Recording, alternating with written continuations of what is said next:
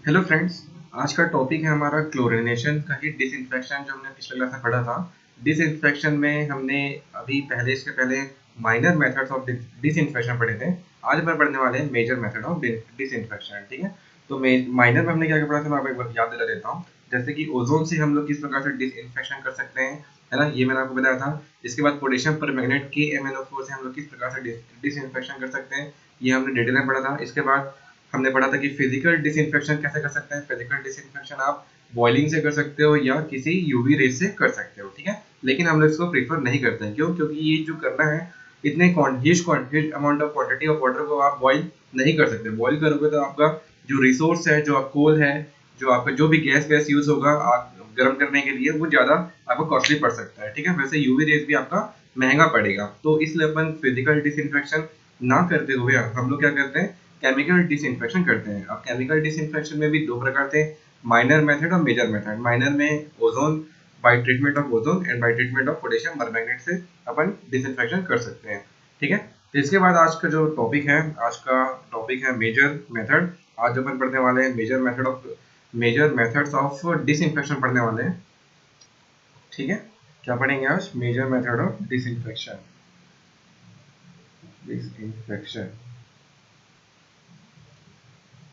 ठीक है। तो आज का ये हमारा टॉपिक है मेजर मेथड ऑफ डिसइंफेक्शन। इसमें भी अपन करेंगे, जो पहला आपका रहेगा वो क्या रहेगा, ट्रीटमेंट विद क्लोरीन। तो सबसे जो इफेक्टिव यूज होता है, जो अपन मैक्सिमम यूज करते हैं हर किसी ट्रीटमेंट प्लांट में, हम किसका यूज करते हैं? क्लोरीन का यूज करते हैं, ठीक है। क्लोरीन का क्यों यूज करते हैं, अभी मैं आपको इसका एडवांटेजेस बताऊंगा, तो उससे आपको समझ आ जाएगा कि हम लोग क्लोरीन को हम लोग कैसे कैसे किस किस तरीके से बहुत ही वाइड एरिया में हम लोग इसको यूज कर सकते हैं, ठीक है। तो वो कौन कौन से वाइड एरिया होते हैं मैं अभी आपको बताऊंगा। तो सबसे पहले आप ये केमिकल रिएक्शन देख लें। केमिकल रिएक्शन, जैसा कि आपको केमिकल रिएक्शन अभी यहाँ पे दिख रहा होगा, इसी केमिकल रिएक्शन को समझते हुए हम लोग को थ्योरेटिकल पार्ट को क्लियर करना है, ठीक है। तो आपका क्या होता है यहाँ पे, आप जनरली देखना, क्लोरीन को अगर अपन वाटर से मिलाएंगे, ठीक है, क्लोरीन को अपन क्या किए, जब वाटर में ऐड किए, तो अगर आपका पीएच जो है वो ग्रेटर देन 5 है, तो क्या बनेगा, समझना यहाँ पे। अगर आपका वाटर का अगर पीएच ग्रेटर देन 5 है और उसमें अगर आप क्लोरीन मिला रहे हो, तो आपको मिलेगा HOCl, ठीक है, जिसको अपन बोलते हैं हाइपोक्लोराइड एसिड बोलते हैं, ठीक है। हाइपोक्लोराइड एसिड प्लस आपका HCl का भी निर्माण होता है। तो यहाँ पे एक बात समझने वाली है, जो क्लोरीन है वो totally dependent pH of water पे, ठीक है। अगर pH of water greater than 5 रहेगा तभी वो हाइपोक्लोरिक एसिड बनाएगा, ठीक है। और इसी हाइपोक्लोरिक एसिड में अगर पीएच ग्रेटर देन 8 हो जाता है, ठीक है, अगर इसी हाइपोक्लोरिक एसिड में अगर वाटर का पीएच अचानक से अगर पीएच क्या हो गया, ग्रेटर देन 8 हो गया, तो आपको बनाएगा ये हाइपोक्लोराइड आयन बनाएगा, ठीक है। अगर आपका वाटर का पीएच ग्रेटर देन 8 हो जाता है, तो ये क्या बनाएगा, हाइपोक्लोराइड एसिड आयन बनाएगा प्लस हाइड्रोजन आयन को ये ऐसा ही छोड़ देगा, ठीक है। इसके बाद ये जो है आपका हाइपोक्लोराइड आयन है, हाइपोक्लोराइड आयन और हाइड्रोजन अगर आपका पानी में है, ठीक है, और उसी पानी का अगर पीएच जो है वो लेस देन 7 हो जाता है, ठीक है, उसी वाटर का पीएच अगर लेस देन 7 हो जाता है, तो ये वापस ये क्या बना देगा, हाइपोक्लोरिक एसिड बना देगा, ठीक है।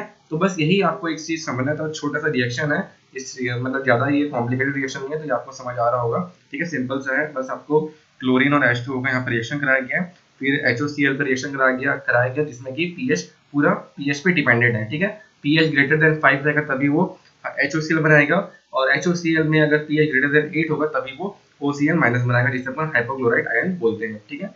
तो इसके बाद आगे देखते हैं, तो सेम टू सेम यही जो प्रोसेस है, इसी प्रोसेस को आपको थ्योरेटिकल पार्ट में लिख के बताया है कि वो कुछ इस प्रकार से यहाँ पे देख सकते हैं,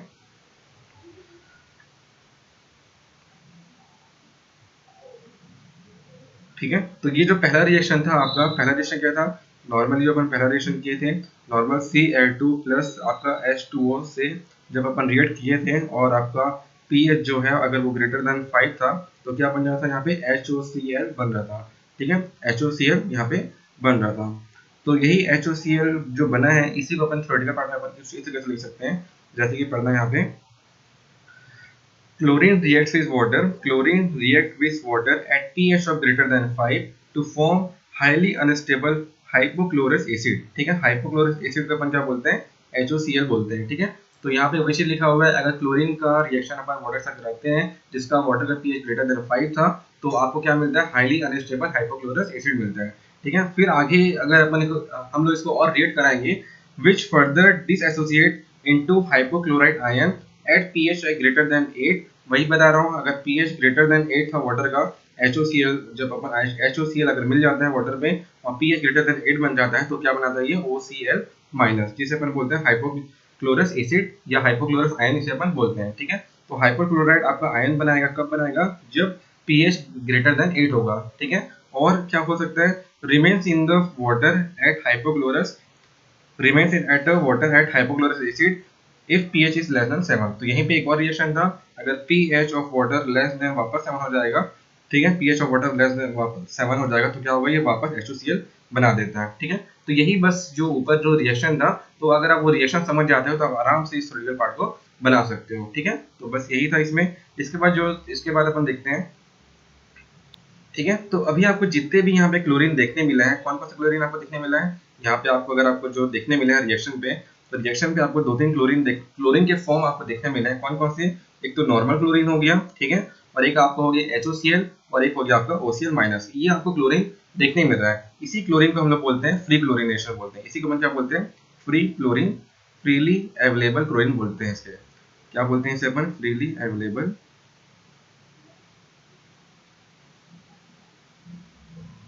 ठीक है, क्लोरीन, HOCl और आपका OCl माइनस को अपन क्या बोलते हैं यहाँ पे, फ्रीली अवेलेबल क्लोरीन।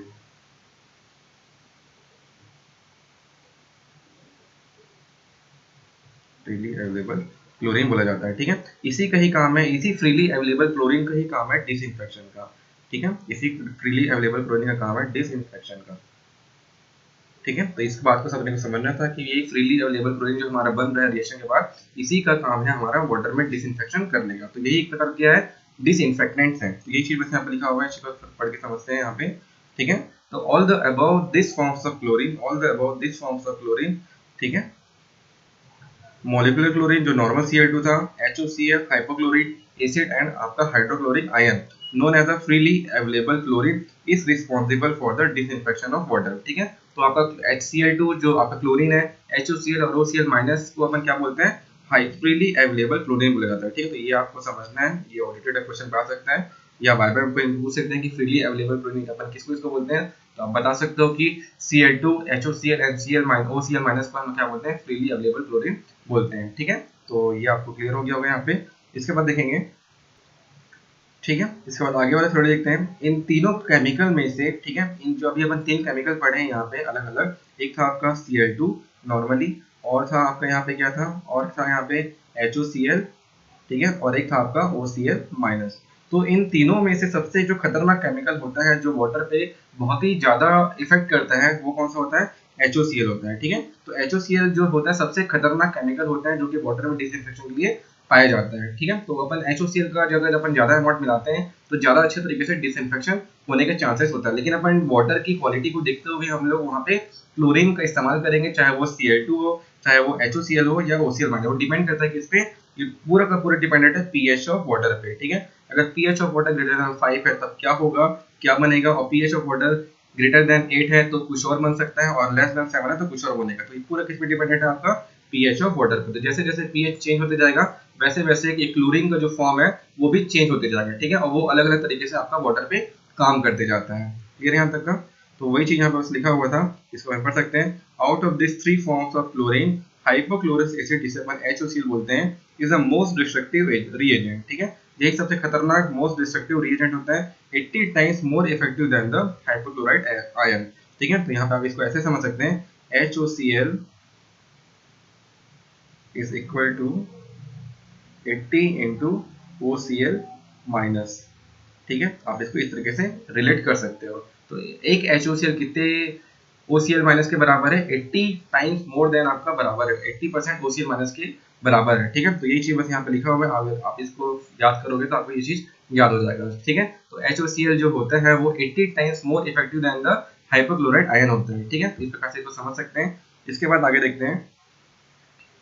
ठीक है, तो जब भी आपका वाटर का pH कितना होना चाहिए, हमेशा या तो वो pH का जो आपका जो वाटर है, pH या तो ग्रेटर देन 5 रहे, या pH जो है वाटर का वो लेस देन 7 है, तभी आपका वहाँ पे HOCl बरकरार रहेगा। ठीक है, लेकिन यहीं पे अगर बात आती है, अगर pH ग्रेटर देन 8 हो जाता है तो आपका HOCl कन्वर्ट होकर किसे बन जाता है, आपका OCl माइनस में परिवर्तित हो जाता है, जो कि उतना इफेक्टिव रीएजेंट नहीं है। तो आपका जो मेन एजेंट होगा क्लोरीन है, वो कौन सा आपका हाइपोक्लोरिक एसिड होगा, ठीक है, तो जिसे अपन HOCl बोलते हैं। तो इसी के लिए अपन क्या करेंगे, जब भी अपन वाटर में डिसइंफेक्शन करेंगे तो आपको हमेशा वाटर का जो pH है लेस देन 7 रखना पड़ता है, ठीक है। pH जो कितना रखना पड़ेगा अपने को, लेस देन 7 रखना पड़ेगा, ताकि ताकि आपका HOCl आपके वाटर पे हमेशा रहे, ठीक है। तो इस चीज को अपन इसे कैसे लिख सकते हैं, will carrying out disinfection pH of water is kept slightly less than 7, ठीक है। हमेशा क्या रहेगा pH, जब भी अपन डिसइंफेक्शन करेंगे वाटर का तब भी आपका pH कितना रहेगा, लेस देन 7 रहेगा, ताकि आपका hypochlorous acid will be predominant species present in a water at this pH। मतलब आपको HOCl को हमेशा वाटर पे रहने देना है, ताकि आपका ये जो केमिकल है, ये जो आपका क्लोरीन है, फॉर्म ऑफ क्लोरीन है, ये सही तरीके से आपके वाटर में डिसइंफेक्शन कर सके, ठीक है। इसके बाद अगर अपन क्लोरीन में नॉर्मल अमोनिया मिलाते हैं तो आपका क्लोरामाइन बनता है, ठीक है। अगर अपन क्या करेंगे, क्लोरीन में अगर आपका अमोनिया मिलाएंगे तो आपका क्या बनेगा, क्लोरामाइन बनता है, ठीक है। ये जो क्लोरामाइन होता है ये आपका मतलब और भी अच्छा चीज होता है, ठीक है। जो ये क्लोरामाइन होता है वो और भी जो ऊपर के क्लोरीन थे उससे और अच्छे फॉर्म में आपका वाटर पे बरकरार रहता है, ठीक है। अभी तक आप यहाँ पे देखे होंगे, यहाँ पे मैंने ऊपर में सेफ गार्ड वर्ड का यूज नहीं किया होगा, ठीक है। किसका यूज नहीं किया होगा, सेफ गार्ड, GAURD गार्ड, इस शब्द का मैंने अभी तक यूज नहीं किया था। क्यों यूज नहीं किया था, क्योंकि ये जो फ्रीली अवेलेबल क्लोरीन होते हैं ना, ये जो फ्रीली अवेलेबल क्लोरीन है ये हाईली अनस्टेबल है, ठीक है। क्या है ये, अनस्टेबल है। अनस्टेबल मतलब ये एक बार हमने पानी में डाला तो ये पूरी तरीके से घुल के वहीं पे खत्म हो जाएंगे, और पानी तो आपको डिसइंफेक्ट कर देगा लेकिन वहीं पे वो क्या हो जाएगा, पूरी तरीके से खत्म भी हो जाएगा। तो यही चीज इसका थोड़ा डिसएडवांटेज है, जो फ्रीली अवेलेबल क्लोरीन होता है वो हाईली अनस्टेबल होता है। क्या होता है ये, हाईली अनस्टेबल। ये हमने अभी यहाँ पे ऊपर थ्योरेटिकल पार्ट में पढ़ा था कि ये जो जो बन रहा है वो क्या आपका हाईली अनस्टेबल है। हाईली अनस्टेबल होने के कारण ये ज्यादा दूर तक पानी में सफर नहीं कर पाएगा। जब हमने इसको पानी में डाला वैसे ही ये आपका डिसइंफेक्ट करेगा, जितने भी ऑर्गेनिक मैटर है, जितने भी माइक्रो ऑर्गेनिज्म है उनको मारेगा, और वो वहीं पे आपका हाइपोक्लोरिक क्लोरस एसिड है वहां पे वो खत्म हो जाएगा, ठीक है। तो यही जो आपका जो क्लोरामाइन है, ठीक है, यही जो आपका जो क्लोरामाइन है ये स्टेबल होता है। क्या होता है ये, स्टेबल। स्टेबल होने के कारण हम जब अपन इसको पानी में मिलाते हैं तो कुछ फॉर्म में तो ये यूज हो जाता है ऑर्गेनिक मैटर और माइक्रो ऑर्गेनिज्म को मारने के लिए, और कुछ फॉर्म पानी में बचा रहता है, ठीक है।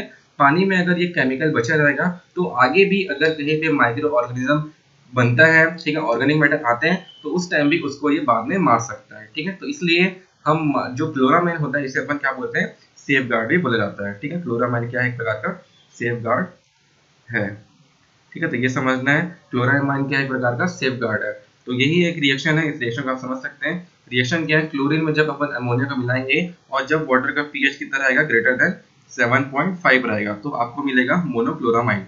यही मोनोक्लोरामाइन क्या है, मोनोक्लोरामाइन फॉर्म्स ऑफ क्लोरीन ही है, ठीक है। ये किसका फॉर्म है, क्लोरीन का फॉर्म ही है। यहाँ पे आप Cl दिख रहे होगे, तो ये क्या है, एक प्रकार का क्लोरीन का फॉर्म ही है, ठीक है।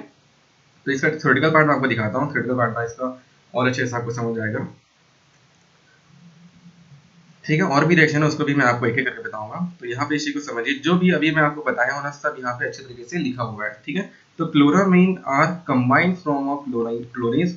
क्लोरामाइन क्या होता है, कंबाइंड फॉर्म ऑफ क्लोरीन होता है, which are less effective than freely available chlorine. तो यहाँ पे इस चीज आप समझ सकते हैं कि जो क्लोरामाइन है less effective than freely available chlorine है। मतलब यहाँ पे जो NaCl2 बन रहा था, ठीक है, जो यहाँ पे NH2Cl बन रहा था, NH2Cl बन रहा था, ये लेस इफेक्टिव है देन कंपेयर टू HOCl, ठीक है, या OCl माइनस या Cl2। इससे क्या है, ये लेस इफेक्टिव मतलब कम पैमाने में ये वाटर में डिसइंफेक्शन करेगा, ठीक है। क्या करेगा, कम पैमाने में, कम अमाउंट में वाटर में डिसइंफेक्शन करेगा, मतलब कम माइक्रो ऑर्गेनिज्म को मार सकता है, कम ऑर्गेनिक मैटर को मार सकता है, कम खात्मा करेगा, ठीक है। तो यहाँ पे इस चीज को समझना है, ये जो हमारा लेस इफेक्टिव है, ठीक है, लेस इफेक्टिव है, ये इसका डिसएडवांटेज है। क्या है आपका जो क्लोरामाइन का डिसएडवांटेज क्या है, ये लेस इफेक्टिव है, लेकिन एडवांटेज ये है कि ये ज्यादा स्टेबल है, ठीक है। ज्यादा स्टेबल, किससे ज्यादा स्टेबल है, इससे ज्यादा स्टेबल है। आपका जो फ्रीली अवेलेबल क्लोरीन होता है इससे ज्यादा स्टेबिलिटी कौन देता है, आपका NH2Cl देता है, ठीक है, जिसे अपन मोनोक्लोरीन बोलते हैं, ठीक है। तो ये क्या है, हाईली स्टेबल है।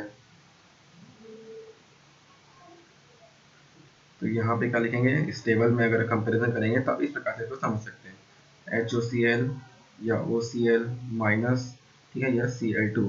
इससे क्या होता है, ये ज़्यादा स्टेबल है, बहुत ज़्यादा स्टेबल है इससे, ठीक है। ये क्या था, HOCl क्या था, ये हाईली अनस्टेबल था, ठीक है, क्या था, ये हाईली अनस्टेबल था। लेकिन आपका जो मोनोक्लोरीन है, मोनोक्लोरामाइन है, ये क्या आपका हाईली स्टेबल है, ज़्यादा स्टेबल है। ज़्यादा स्टेबल मतलब ज़्यादा दूर तक पानी में प्रवाह करेगा और ज़्यादा दूर तक आपका वाटर में जितने भी माइक्रो ऑर्गेनिज्म है, ऑर्गेनिक मैटर है, उनको खत्म करेगा, ठीक है। तो बस यही समझाना था यहाँ पे, और यही चीज़ आगे लिखा हुआ है, less effective than freely available chlorine as disinfectant, 25 times less effective but more stable. यहीं पे एक वर्ड आ जाता है एडवांटेज में, मोर स्टेबल। आपका जो क्लोरामाइन होता है ज़्यादा स्टेबल होता है in comparison of freely available chlorine, hence safeguard water from a future recontamination। इसी को अपन क्या बोल रहे हैं, सेफ गार्ड बोल रहे हैं। सेफ गार्ड इसलिए बोले जा रहे हैं कि फ्यूचर में अगर वापस रिकंटामिनेशन होता है, माइक्रो ऑर्गेनिज्म फिर से जनरेट होते हैं, तो बाद में ये आपके वाटर में माइक्रो ऑर्गेनिज्म को मार सकता है, ठीक है। इसलिए इसको अपन क्या बोलते हैं, सेफ गार्ड बोलते हैं। क्लियर यहाँ तक।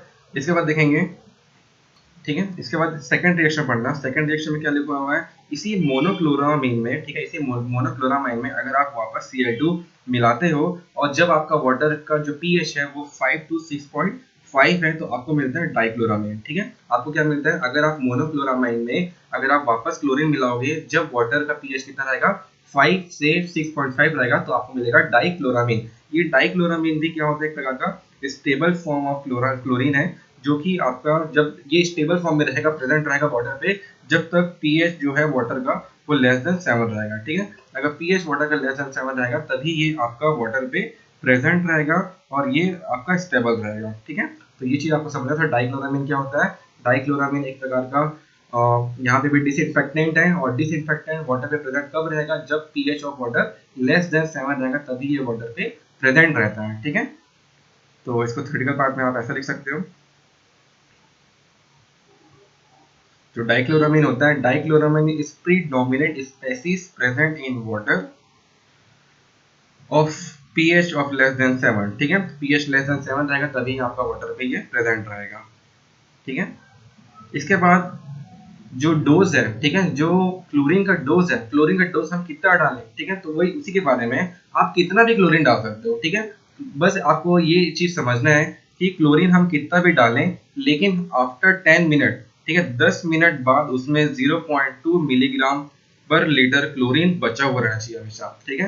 क्या रहना चाहिए, 0.2 मिलीग्राम पर लीटर आपका हमेशा क्लोरीन बचा होना चाहिए फॉर फ्यूचर रिकंटामिनेशन। रिकंटामिनेशन मतलब फॉर आपका ये 0.2 जो मिलीग्राम पर लीटर क्लोरीन है, यही क्या है, आपका क्या है, सेफ गार्ड है, ठीक है। यही क्या आपका सेफ गार्ड, जो आने वाले टाइम पे अगर माइक्रो ऑर्गेनिज्म फिर से आएगा तो उसको ये मारेगा। 1.2 मिलीग्राम पर लीटर क्लोरीन, ठीक है।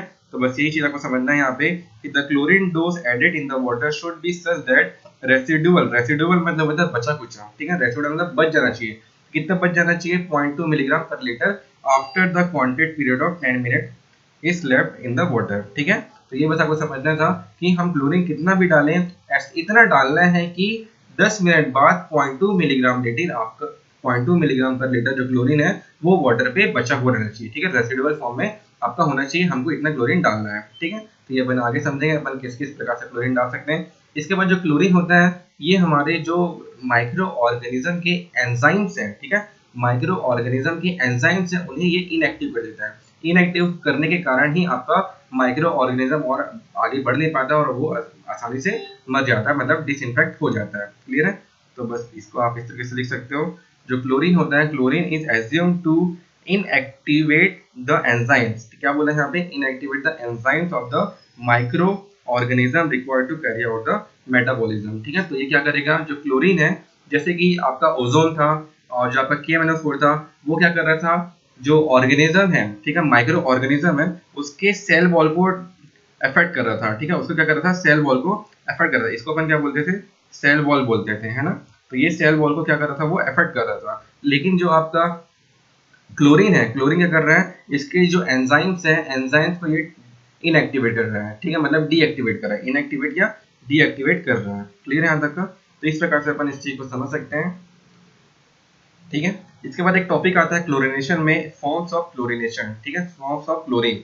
फॉर्म्स ऑफ क्लोरीन मतलब कितने प्रकार के आप क्लोरीन का इस्तेमाल कर सकते हैं, ठीक है, मतलब कितने प्रकार से क्लोरीन होते हैं। जैसे कि कई सारे क्लोरीन क्या होंगे, अभी जो हमने पढ़ा बहुत सारा, जैसे कि NaCl2 था, ठीक है, ये फॉर्म ऑफ क्लोरीन है। फिर आपका डिफरेंट टाइप के NH2Cl था जिसको अपन डाइक्लोरामिन बोलते हैं, है ना, Cl होता है। फिर आपका HOCl, OCl माइनस, ठीक है, और आपका Cl2 नॉर्मली, ये क्या है, फॉर्म्स ऑफ क्लोरीन है। इस फॉर्म्स ऑफ क्लोरीन में एक होता है फ्री क्लोरीन, ठीक है, इसी में से क्या होता है, एक होता है फ्री क्लोरीन होता है। फ्री क्लोरीन मतलब आप समझना यहाँ पे फ्री क्लोरीन क्या होता है।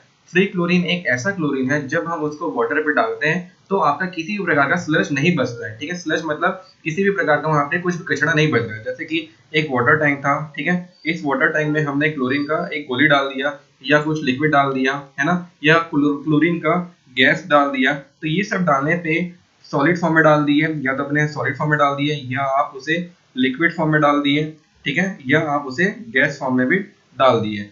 जब हमने इसको वाटर पे डाला, टैंक पे डाल रहे हैं अपन इस प्रकार से, तो ये किसी भी प्रकार का यहाँ पे स्लज नहीं बनाता है, ठीक है। स्लज मतलब यहाँ पे किसी प्रकार की गंदगी नहीं बना रहा है। कौन नहीं बना रहा है, आपका फ्री क्लोरीन। इसीलिए हम इसको क्या बोलते हैं, फ्री क्लोरीन बोलते हैं क्योंकि इसमें किसी प्रकार का स्लज नहीं आता है, ठीक है, कोई सी भी प्रकार की गंदगी नहीं आ रही है। इसको आप वाटर में मिलाओ, वाटर पे जब मिलाओगे ये पूरी तरीके से घुल जाएगा, आपको कुछ भी नहीं दिखेगा, ठीक है, इसलिए इसका नाम क्या है, फ्री क्लोरीन होता है।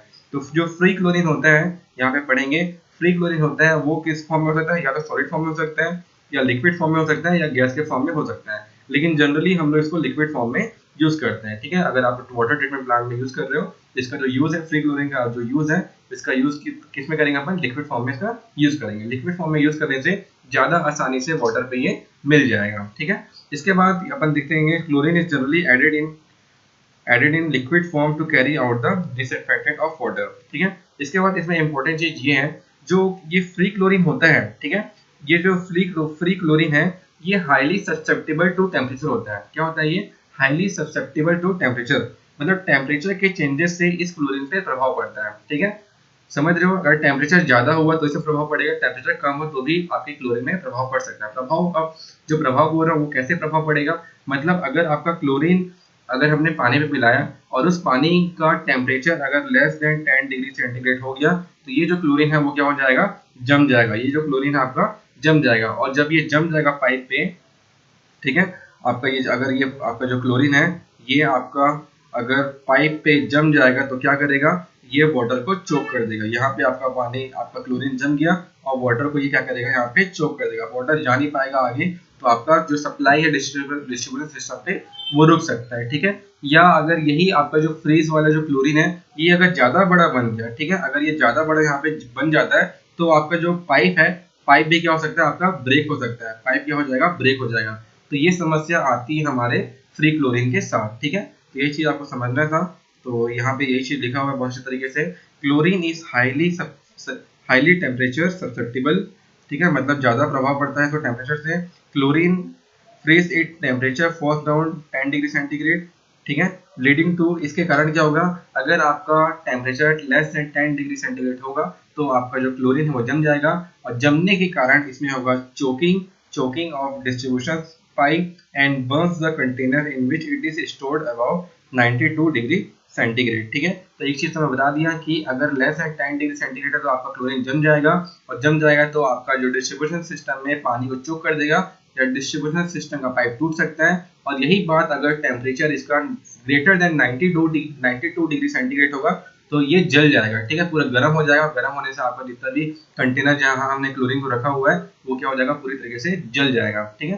तो ये चीज यहाँ पे दिक्कतें आती है, तो वो दिक्कत को अपन सॉल्व कर सकते हैं। सॉल्व कैसे करेंगे, आपका वाटर का टेम्परेचर हमेशा 32 से 48 डिग्री सेंटीग्रेड तक होना चाहिए, और ये हमारा नॉर्मल टेम्परेचर है हमारे एटमॉस्फेयर का, तो कोई दिक्कत नहीं होता है, ठीक है। ये क्या आपका नॉर्मल टेम्परेचर है, तो यहाँ पे कोई भी दिक्कत नहीं होता है ना। अपना 32 से 48 तो नॉर्मल ही है। जो दिन भर क्या होता है, 32 से 40 के बीच टेम्परेचर रहता ही है, और ज्यादा से ज्यादा ये 32 से 28, 25, 20 तक पहुंच सकता है, ठीक है। लेकिन अगर 10 डिग्री सेंटीग्रेड से कम हो गया टेम्परेचर तो आपका क्लोरीन जम सकता है, तब वहां पे दिक्कत आएगा, ठीक है। और यहाँ पे बहुत ही अच्छा लाइन लिखा हुआ है एक और, क्लोरीन जो फ्री क्लोरीन को अपन फ्री क्लोरीन क्यों बोलते हैं, क्योंकि इसमें किसी प्रकार का स्लज नहीं बनता है ना, पूरी तरीके से आपका क्लोरीन इन्वॉल्व हो जाता है, पूरी तरीके से डिसॉल्व हो जाता है।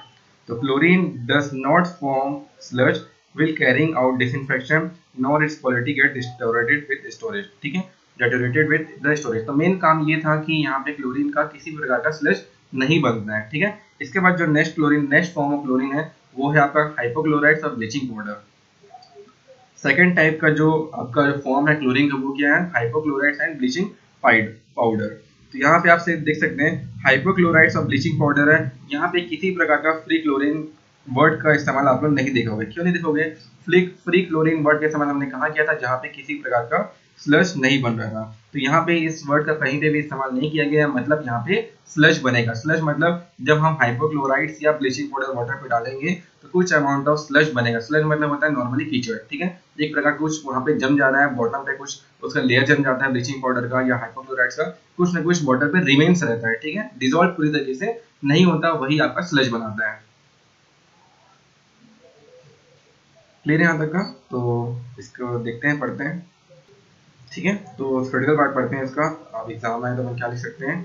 तो ये हाइपोक्लोराइड्स और ब्लीचिंग पाउडर में जब अपन इसको वाटर पे मिलाते हैं तो केमिकल रिएक्शन से आपका क्या बनेगा, हाइड्रोक्लोराइड आयन बनेगा और हाइपोक्लोरस एसिड बनेगा। यही हाइड्रोक्लोराइड आयन और हाइपोक्लोरस एसिड ही डिसइंफेक्टेंट के लिए होते हैं, ठीक है। इसी को अपन क्या बोलते हैं, इसी के कारण ही आपका वाटर में डिसइंफेक्शन होता है। तो यही चीज बस यहाँ पे लिखा हुआ है, इसको अपन पढ़ सकते हैं इस तरीके से कि when hypochlorite and bleaching powder are used as a disinfectant, hypochlorite ion and hypochloric acid carries out the disinfection। यही क्या करते हैं, डिसइंफेक्शन करते हैं। जैसे कि आपके घर में कई बार टंकी का पानी गंदा हो जाता है, ठीक है। कई बार हमारे यहाँ बड़े बड़े टंकी होता है तो उसमें अपन क्या करते हैं, ब्लीचिंग पाउडर डाल देते हैं। ब्लीचिंग पाउडर डालने से आपका वाटर साफ हो जाता है, डिसइंफेक्ट हो जाता है। जितनी भी बैक्टीरिया थी, जितने भी कीड़े मकोड़े थे, माइक्रो ऑर्गेनिज्म थे, वो मर जाते हैं। ब्लीचिंग पाउडर सबको पता होगा, कई कई के घर में ये यूज करते हैं। या कई बार बरसात वरसात के टाइम में आप लोग टंकी वंकी में, बड़े बड़े टंकी होगा घर में, तो वहाँ इसको ब्लीचिंग पाउडर का हम लोग डाल देते हैं, ठीक है। तो यही ब्लीचिंग पाउडर अगर अपन डाल देते हैं तो क्या होता है, नीचे इसका कुछ कुछ जो पार्ट्स है, कुछ कुछ केमिकल का जो पार्ट्स है वो बच जाता है। उसी को अपन क्या बोलते हैं, स्लज बोलते हैं, ठीक है। उसी को अपन क्या बोलते हैं, स्लज बोलते हैं, ठीक है। तो ये हो गया। इसके बाद यहाँ पे एक चीज है, इसको बताता हूँ। जैसे कि अगर आप 100% प्योर हाइड्रोक्लोराइड यूज करोगे, क्या यूज करोगे, अगर आप 100% प्योर हाइड्रोक्लोराइड यूज करोगे तो 100% अगर अपन प्योर हाइड्रोक्लोराइड अगर एसिड यूज करते हैं तो इसमें से जो फ्री अवेलेबल क्लोरीन बचता है वो कितना बचता है, यहाँ पे 70% बचता है, ठीक है। 70% बचता है, मतलब बाद में ये रिकंटामिनेशन के लिए हम लोग इसका यूज कर सकते हैं, ठीक है। तो बस यहीं पे समझना है कि अगर आप 100% प्योर हाइड्रोक्लोराइड एसिड यूज नहीं करते हो तो वहां पे जो फ्रीली अवेलेबल क्लोरीन बचेगा वो भी कम बचेगा, ठीक है। अगर वो कम बचेगा तो बाद में अगर माइक्रो ऑर्गेनिज्म का रिकंटामिनेशन हुआ, बाद में अगर वो माइक्रो ऑर्गेनिज्म फिर से जनरेट हुए तो मारने में सफल नहीं हो पाएगा, ठीक है। और आपका पानी गंदा का गंदा ही रहेगा, डिसइंफेक्ट रहेगा, ठीक है। तो ये हो गया आपका हाइपोक्लोराइड एसिड के लिए। और यहीं पे अगर ब्लीचिंग पाउडर, अगर अपन 100% bleaching powder, 100% pure bleaching powder अगर हमने यूज करेंगे तो ये बचता है बाद में 40%, ठीक है। अगर हम लोग प्योर 100% ब्लीचिंग पाउडर यूज करते हैं तो फ्रीली अवेलेबल क्लोरीन कितना बचता है, अप्रोक्सीमेटली 40% बचता है। और यही 40% बाद में सेफगार्ड का यूज करेगा, ठीक है। तो इसमें दिक्कत यही है, जो हाइपोक्लोराइड एसिड या आपका ब्लीचिंग पाउडर वाला जो यहाँ पे जो हमने क्लोरीन का फॉर्म पढ़ा है, इसमें दिक्कत यही है कि ये स्लज बनाता है, ठीक है। और स्लज बनाएगा तो बाद में पानी का गंदा गंदा ही रहेगा, मतलब इसमें सेडिमेंट आ जाएंगे, और सेडिमेंट आ जाएंगे तो क्या मतलब वाटर ट्रीटमेंट करने का। तो यहीं पे हम लोग इसका यूज ज्यादातर नहीं करते हैं, ठीक है। तो यहाँ पे इसी को समझ सकते हैं। This method is generally use for treatment of water of swimming pool. तो स्विमिंग पूल के वाटर को हम लोग ट्रीट करने के लिए ब्लीचिंग पाउडर या हाइपोक्लोराइड एसिड का अपन यूज कर सकते हैं, क्योंकि इसमें स्लज का निर्माण होता है। इसलिए हम लोग इसका यूज कहाँ नहीं करते हैं, वाटर ट्रीटमेंट प्लांट में नहीं करते हैं। वाटर को ट्रीट करने के लिए, मतलब पीने के पानी को अगर आप ट्रीट करने के लिए ब्लीचिंग पाउडर का यूज नहीं करोगे, क्यों नहीं करोगे, ठीक है। क्यों यूज नहीं करेंगे, क्योंकि इसमें स्लज का निर्माण होगा, ठीक है। स्लज मतलब आपका पानी गंदा हो जाएगा, मटमैला दिखेगा, टर्बिड हो जाएगा वाटर, ठीक है। तो यही दिक्कत हो सकता है अगर हम लोग ब्लीचिंग पाउडर यूज करते हैं। इसलिए हम लोग इसे यूज कहाँ करते हैं, स्विमिंग पूल में यूज कर सकते हैं, ठीक है। नॉर्मली जो जिसका यूज पीने के लिए नहीं किया जा रहा है, नॉर्मल कुछ भी यूज कर रहे हैं तो वहाँ पे अपन ब्लीचिंग पाउडर का यूज कर सकते हैं, ठीक है। तो not for treatment of water supplies leads to the formation of sludge due to carrying out all the out disinfection। जब भी डिसइंफेक्शन करेगा तो क्या करेगा, फॉर्मेशन ऑफ स्लज। स्लज मतलब होता है गंदगी एक प्रकार का, ठीक है। नीचे एक पानी के, जैसे कि आप खुद घर में देखना, आप लोग सब के सब क्या करोगे, अपने घर में ऊपर टंकी के पास जाना, टंकी के सबसे नीचे देखना, ठीक है। सबसे नीचे देखोगे तो आपको एक मिट्टी का लेयर यहाँ पे जमा हुआ दिखाई देता है। क्या दिखता है यहाँ पे, एक मिट्टी का पतला सा लेयर यहाँ पे टंकी के नीचे जमा हुआ दिखाई देता है। ये क्या है, इसी को ही मैं क्या बोल रहा हूँ, स्लज बोल रहा हूँ, ठीक है। अभी भी आपको अगर स्लज का मतलब पता नहीं होगा तो एक गाद बन जाता है। वैसे ही डिसइंफेक्शन में अगर अपन ब्लीचिंग पाउडर यूज करेंगे तो टंकी के नीचे जब ये बैठेगा तो वहां पे ऐसा लेयर जम जाएगा, उसी को ही मैं क्या बोल रहा हूँ, स्लज बोल रहा हूँ। ठीक है, सबके सब अपने घर में क्या करेंगे, टंकी को खोल के देखना, नीचे में ऐसा लेयर जम जाता है। ठीक है, ऐसा गंदगी थोड़ा जम जाता है, उसी को ही हम लोग क्या बोलते हैं, स्लज बोलते हैं। ठीक है, यही आपका स्लज है। इसके बाद है क्लोरीन डाइऑक्साइड।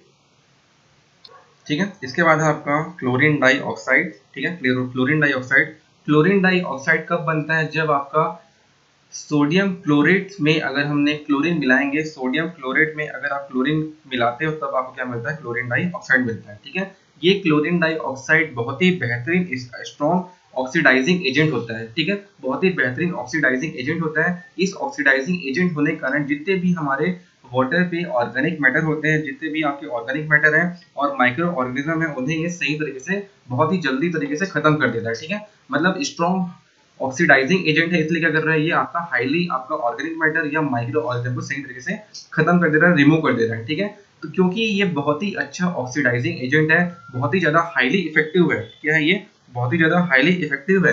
तो हाईली इफेक्टिव है तो ये तो भी क्या होगा, ये हाईली अनस्टेबल भी है। अगर कोई सा केमिकल हाईली इफेक्टिव होगा तो वो हाईली अनस्टेबल भी होगा। ठीक है, तो हाईली अनस्टेबल है तो ये बाद में आपका रिकंटेमिनेशन के लिए यूज नहीं हो पाएगा। मतलब बाद में अगर वाटर पे डिसइंफेक्शन होता है, माइक्रो ऑर्गेनिज्म आते हैं, ऑर्गेनिक मैटर आते हैं, तो बाद में ये खत्म नहीं कर सकता। इसलिए हम लोग इसको क्या करने को बोल सकते हैं, सेफ गार्ड इसको नहीं बोल सकते। ठीक है, तो आप इसको इस प्रकार से समझ सकते हैं। जो भी आपको जो यहाँ पे लाइन अंडरलाइन किया हो, बहुत ही इंपॉर्टेंट लाइन है, इससे आप इस चीज को बहुत अच्छे तरीके से याद कर पाओगे। ठीक है, तो जो आपका क्लोरीन डाइऑक्साइड है, ये कब बनता है, जब सोडियम क्लोरेट में हम क्लोरीन मिलाते हैं तो आपका क्लोरीन डाइऑक्साइड बनता है। ठीक है, ये chlorine dioxide strong oxidising agent होता है, जिसके कारण आपका ये माइक्रो ऑर्गेनिज्म और ऑर्गेनिक मैटर को रिमूव करने में बहुत ही अच्छा होता है। क्योंकि ये अच्छा ऑक्सीडाइजिंग एजेंट है, बहुत अच्छे तरीके से ऑर्गेनिक मैटर या माइक्रो ऑर्गेनिज्म को रिमूव कर पा रहा है, मतलब ये क्या है, हाईली इफेक्टिव है।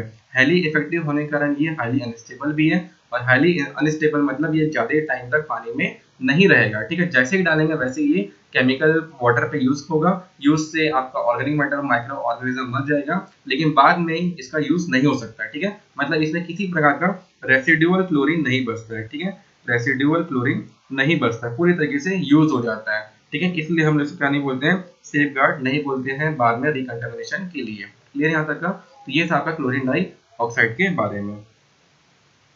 ठीक है, तो अभी हमने जितने भी फॉर्म्स ऑफ क्लोरीनेशन पढ़े हैं, यहाँ पे फॉर्म्स ऑफ क्लोरीन पढ़े हैं, जैसे कि फ्री क्लोरीन हो गया, ब्लीचिंग पाउडर हो गया, क्लोरीन डाइऑक्साइड हो गया, क्लोरामाइन हो गया। ठीक है, ये जो एक और था यहाँ पे क्लोरामाइन था, क्लोरामाइन के बारे में हमने पहले ही पढ़ लिया। क्लोरामाइन बहुत ही अच्छा एक केमिकल है, जो कि एक तरह का स्टेबल होता है ना, क्या होता है, ये स्टेबल होता है क्योंकि अपन इसको बाद में सेफ गार्ड के लिए भी अपन यूज कर सकते हैं। ठीक है, तो यहाँ पे इन चारों में से सबसे बेहतरीन, सबसे इफेक्टिव कौन सा था, आपका क्लोरीन डाइऑक्साइड। ठीक है, सबसे बेहतरीन क्या था यहाँ पे, मतलब आपका ऑर्गेनिक मैटर या माइक्रो ऑर्गेनिज्म को मिटाने के लिए सबसे ज्यादा इफेक्टिव क्या था, आपका ClO2। तो इसी के बारे में यहाँ पे एक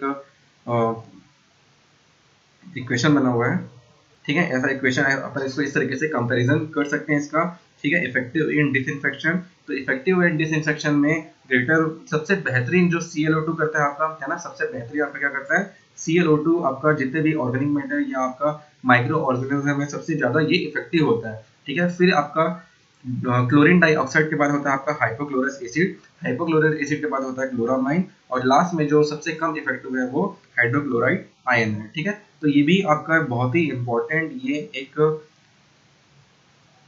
कंपैरिजन बताया गया है, और इस कंपैरिजन को आपको याद करना है। ठीक है, ClO2 के सबसे पहले, इसके बाद HOCl है। ठीक है, इसके बाद क्या है, HOCl है, इसके बाद आपका क्लोरामाइन है, क्लोरामाइन में हमने पढ़ा था अभी NH2Cl। ठीक है, NH2Cl, और इसके बाद लास्ट में आपका OCl माइनस। तो इस प्रकार से आप क्या कर सकते हो, इसको याद रखना है। इसको याद इसलिए रखना है क्योंकि ये ऑब्जेक्टिव टाइप क्वेश्चन पे आ सकता है। ठीक है, एग्जाम होता है उसमें ये आपका ऑब्जेक्टिव टाइप क्वेश्चन बन सकता है। ऐसे ही आपको 4 तो क्वेश्चन बता देगा, ऐसा एक ऑप्शन ये रहेगा, दूसरे ऑप्शन में कुछ भी हो सकता है, ClO2 के बाद कुछ और दे दिया, NH2Cl। ठीक है, ऐसा कुछ भी वहां पे दे देगा। तो आपको यही याद रखना है कि नहीं, इसका जो कंपैरिजन है वो इस प्रकार से कंपैरिजन है। सबसे पहले आपका आपका क्लोरीन डाइऑक्साइड सबसे हाईली इफेक्टिव एजेंट है, उसके बाद हाइपोक्लोरस एसिड, फिर क्लोरामाइन, और लास्ट में आपका हाइपोक्लोराइड आयन। ठीक है, तो ये था आपका क्लोरीन के बारे में। इसके बाद हम लोग नेक्स्ट क्लास में टाइप्स ऑफ क्लोरीनेशन पढ़ेंगे। ये भी बहुत ही अच्छा टॉपिक है और इसमें से एक एग्जाम में क्वेश्चन आते हैं, ठीक है। इसमें से एक क्वेश्चन आएगा ब्रेक पॉइंट क्लोरीनेशन, ठीक है। ये सबसे फेवरेट क्वेश्चन है एग्जाम के लिए, तो बहुत ही अच्छा मेथड भी है और इसको अपन पढ़ के देखेंगे नेक्स्ट क्लास में ये क्या होता है, ठीक है। तो आज के लिए इतना करते हैं, मे भी आपको समझ आया होगा, और कुछ भी समझ नहीं आया होगा तो एक बार वापस प्रीवियस करके वीडियो को थोड़ा स्किप करके देखना, सही तरीके से आपको समझ आ जाएगा, ठीक है। और नहीं भी आएगा तो आप मेरे को बिल्कुल कमेंट सेक्शन में बता सकते हो, ओके, ठीक है। Thank you.